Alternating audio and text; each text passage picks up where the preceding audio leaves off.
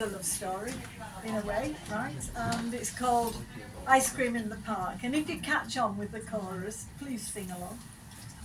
I can't sing. So we'll see how it goes.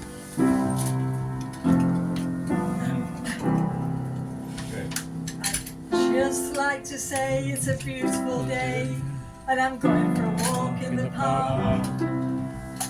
You can all come along and we'll sing a little song by the tree with the silvery bark. It's birch. And I know that's a fact because it's where I met Jack. He was studying trees at the time. He had a little book and he looked the birch tree up to prove to me it wasn't ash or pine. And all I wanted was an ice cream in the park, to walk amongst the flowers and maybe feed the ducks, to listen to the chatting of a flock of parakeets. But Jack had got his head stuck in a book. Well, the next time we met was a quiet tete-a-tete on a bench by the beck in Roundy Park. "That's a willow over there," he said. I didn't care. That's not the way to win a poet's heart. Well, he took his little book to look the willow up, and he found it on page 92. He said, "It's Sally Sepulchralis."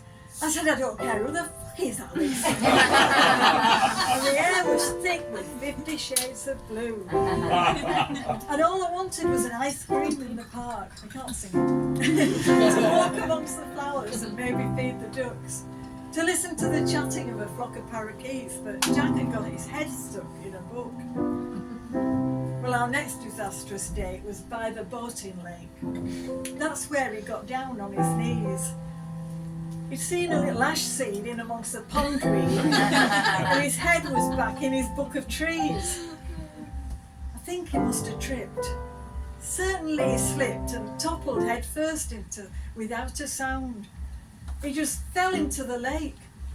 Yes, it was a big mistake, because he couldn't swim and consequently drowned. And all I wanted was an ice cream in the park, to walk amongst the flowers and maybe feed the ducks, to listen to the chatting of a flock of parakeets, but Jack had got his head stuck in a book. Well, a policeman looking on said, "Where's your fella gone?"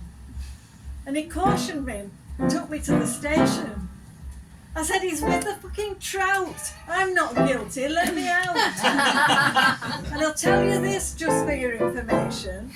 It was ash, not hippie hash, and he didn't have a stash of weed. His obsession was for trees. And though you may not know it, I'm a Barnsley poet and my head was somewhere floating in the breeze.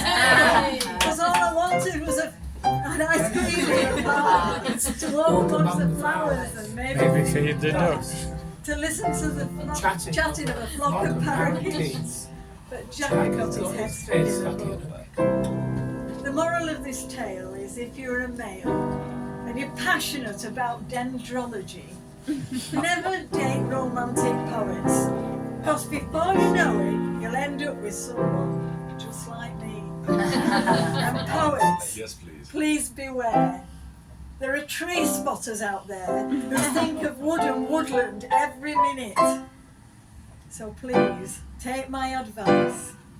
Find a man who likes chalk ice, and if he's got a flipping book, just bin it.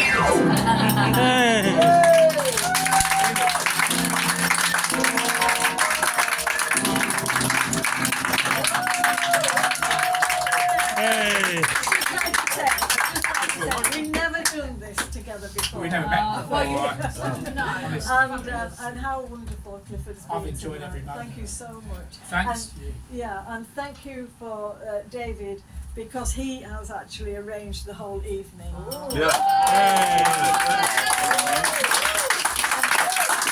Thank you to everyone for being such a good audience, because without you, nothing would happen, would it? So thank you so much. Good night.